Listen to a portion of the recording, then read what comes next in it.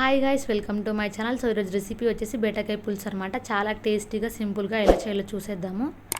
దానికైతే మనం ముందుగా చింతపండు నానబెట్టేసుకోవాలి.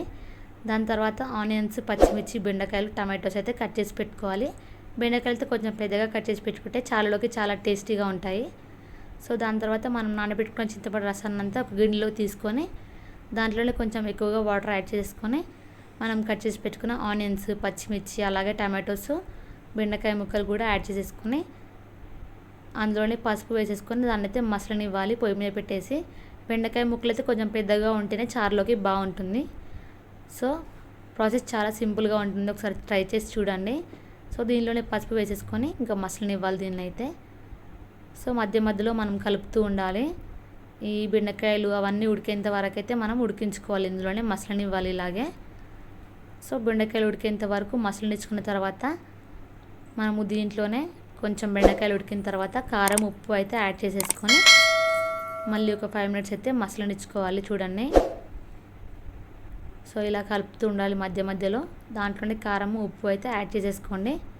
నేను ఇక్కడ పచ్చిమిర్చి యాడ్ చేయలేదు, సో మీ ఇష్టం ఉంటే వేసేసుకోవచ్చు. సో మరొక 5 మినిట్స్ మసలనివ్వాలి. సో ఆ చారు చిక్కబడటానికి మనం ఇక్కడ బియ్యం పిండిని యూస్ చేస్తున్నాము. సో గోధుమ పిండి కూడా యూజ్ చేసుకోవచ్చు, శనగపిండి అయినా పర్వాలేదు. నేను బియ్యం పిండి తీసుకున్నాను. సో బియ్యం పిండి ఇలా వాటర్ యాడ్ చేసుకొని కలిపేసుకోవాలి. సో ఆ చారు మసులుతున్నప్పుడే ఈ బియ్యం పిండి కూడా వేసేసుకొని మరొక 5 మినిట్స్ అయితే వేసి కలుపుకొని మసలనివ్వాలి. సో చాలా టేస్టీగా రెడీ అయిపోతుందండి. సో దీంట్లో ఒక పోపు వేసేస్తే చారు అయితే సింపుల్గా టేస్టీగా రెడీ అయిపోతుంది. సో చూడండి, అది అలాగే మసలనివ్వాలి.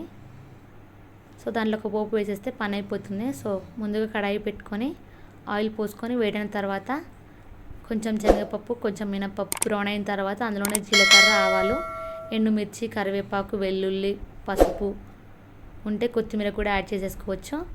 అవన్నీ పోపు వేసుకున్న తర్వాత చారులో వేసేయడమే. ఇంకా మరొక 5 మినిట్స్ అయితే ఆ చారును మసలిస్తే చాలా ఈజీగా రెడీ అయిపోతుంది బెండకాయ పులుసు అయితే. సో మీరు ఎప్పుడైనా ట్రై చేయకపోతే ఖచ్చితంగా ట్రై చేసి చూడండి. నా వీడియో నచ్చితే లైక్ చేయండి, షేర్ చేయండి.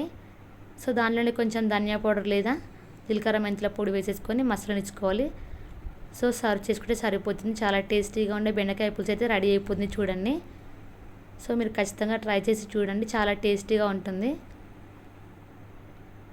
సో ఇదండి మన రెసిపీ వచ్చేసి. మీకు నచ్చితే లైక్ చేయండి, షేర్ చేయండి.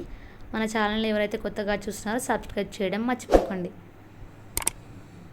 చాలా టేస్టీగా ఉంటుందని మీరు ఖచ్చితంగా ట్రై చేసి చూడండి, పుల్లగా. So thanks for watching.